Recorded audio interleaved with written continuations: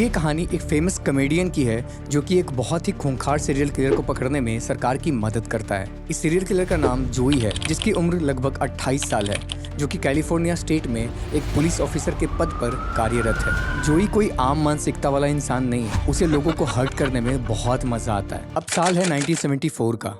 वो लोगों के घर में इलीगली घुसना शुरू कर देता है। जैसे कि नॉर्मल बर्गलर किसी के घर में घुसेगा तो वो कीमती चीजें ढूंढेगा चोरी करने के लिए, बट जोई बिल्कुल ही अलग तरीके का इंसान है। वो महंगी चीजों की जगह बहुत ही रैंडम चीजें उठाता है, जैसे कि क्लासी रिंग्स, इनग्रेव ज्वेलरी या फिर पिगी बैंक्स, जिससे कोई भी इंसान इमोशनली कनेक्टेड होता है। उसे लोगों को परेशान करने में बहुत सुकून मिलता है। और क्योंकि जोई एक कॉप है, वो बहुत सारी चोरी वाले केसेस पे काम कर चुका है, तो उसे पता है बिना पकड़े गए कैसे इन चोरियों को अंजाम देना है।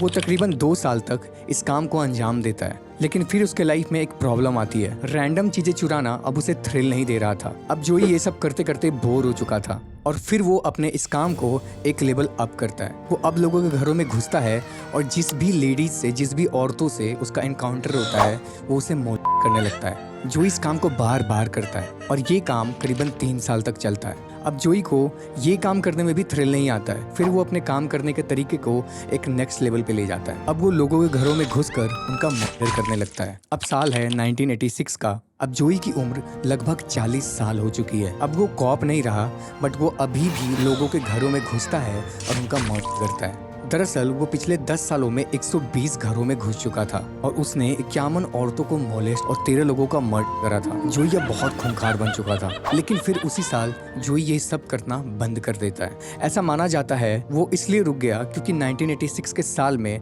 लॉ ने डीएनए आइडेंटिफिकेशन का इस्तेमाल करना शुरू किया था, क्राइम सॉल्व करने और क्रिमिनल्स को पकड़ने के लिए। और जोई हर क्राइम सीन पे डीएनए छोड़ रहा था, तो अब जोई को पता था कि अगर उसका डीएनए क्राइम सीन के डीएनए से मैच हो गया तो वो पकड़ा जाएगा। इसलिए वो रुक जाता है और नॉर्मल लाइफ जीने लगता है। उसके आसपास के लोगों को कभी ये पता ही नहीं चला कि जोई इतना खूंखार क्रिमिनल है। और फिर 20 साल गुजर जाते हैं।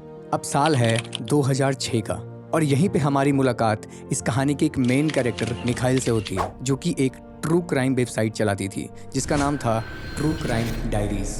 असल में ये उसकी खुद की वेबसाइट थी। मिखाइल सालों से ट्रू क्राइम स्टोरीज के बारे में अपनी वेबसाइट पर लिखती आ रही है, लेकिन एक पॉइंट पर उसे 70s और 80s के अनसॉल्व्ड क्राइम सीरीज में इंटरेस्ट आने लगता है, जिसमें एक मिस्टीरियस आदमी ने कैलिफोर्निया में बहुत सारे लोगों का मर्डर और बहुत सारी औरतों को मोलेस्ट करा था। मिखाइल इस केस पे पूरी तरह इन्वॉल्व हो जाती है। वो अपनी वेबसाइट पे इसके बारे में लिखना शुरू करती है, मैगजीन्स के लिए आर्टिकल्स लिखती है। वो इस केस को पब्लिक आई में बनाए रखना चाहती है, जिससे काफी उत्सुकता बढ़ती है और पुलिस को कई टिप्स और इन्फॉर्मेशन मिलती है जिन पे वो आगे काम कर सकते हैं, और ये सालों तक चलता है। मिखाइल का काम इतना कॉम्पेलिंग होता है कि उसे उसी साल एक बुक की डील मिल जाती है। अब वो इस केस पर एक किताब लिखना चाहती है। मिखाइल को अभी तक ये नहीं पता था कि इस केस में जोई नाम का एक फॉर्मर कॉप इन्वॉल्व है। वो इस किताब पे बहुत मेहनत करती है। वो इतना मेहनत करती है कि वो इसमें पूरी तरह इन्वॉल्व हो जाती है। वो सच में चाहती है कि केस सॉल्व हो। 2016 तक जब मिखाइल की उम्र 46 साल हो जाती है, उसकी किताब लगभग आधी से 2/3 तक पूरी हो चुकी होती है। लेकिन उसी साल उसके साथ सबसे बुरी चीज होती है। मिखाइल के हस्बैंड का नाम पैटन ओसवाल्ड है। पैटन एक फेमस एक्टर और कॉमेडियन के तौर पे काम कर रहा था।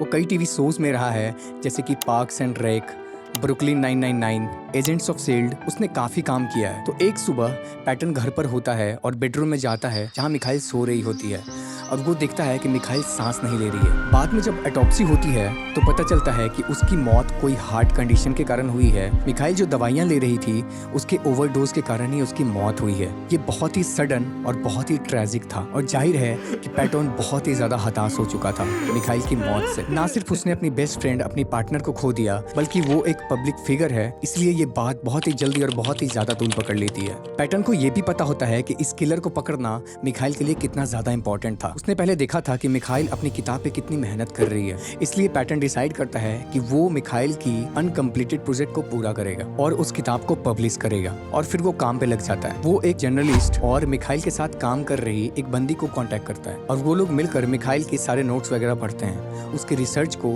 कंपाइल करते हैं और किताब का फाइनल हिस्सा पूरा करते हैं, और आखिरकार वो इसे फिनिश कर देते हैं। फाइनली 2018 में मिखाइल की किताब पब्लिश की जाती है और न्यूयॉर्क टाइम्स की बेस्ट सेलर लिस्ट में नंबर 2 पर आ जाती है। एक बार फिर उसका काम इस दशक के पुराने अनसॉल्व्ड केसेस को पब्लिक आई में ला देते हैं, और बहुत ज्यादा लोग इस केस में इंटरेस्टेड हो जाते हैं कि आखिरकार ये किलर है कौन। इसी बीच पुलिस भी कुछ हद तक उन सभी मर्डर्स की इन्वेस्टिगेशन कर रही होती है जो कि 70s और 80s के दशक में कैलिफोर्निया में हुए थे। उनके पास कुछ पुराने डीएनए एविडेंस होते हैं, लेकिन वो किसी भी डेटाबेस में मैच नहीं हो रहे थे। फिर उन्हें एक आइडिया आता है। वो सारे डीएनए को एक क्यूटी वेबसाइट पे भेजते हैं, जिस वेबसाइट पे आप कोई भी डीएनए भेजो तो वो आपकी पूरी फैमिली हिस्ट्री बता देगा। और जैसे ही वो उस किलर का डीएनए इस वेबसाइट पे भेजते हैं, बूम, उन्हें एक मैच मिल जाता है। और ये मैच उन्हें लगभग 1000 पॉसिबल लोगों तक नैरो कर देता है। अब सारे पुलिस वाले इस लंबी फैमिली ट्री पे अपनी फोकस बनाना शुरू करते हैं और आखिरकार वो एक आदमी तक पहुंच जाते हैं। एक ऐसा आदमी जो कभी सस्पेक्ट ही नहीं था, फॉर्मर पुलिस ऑफिसर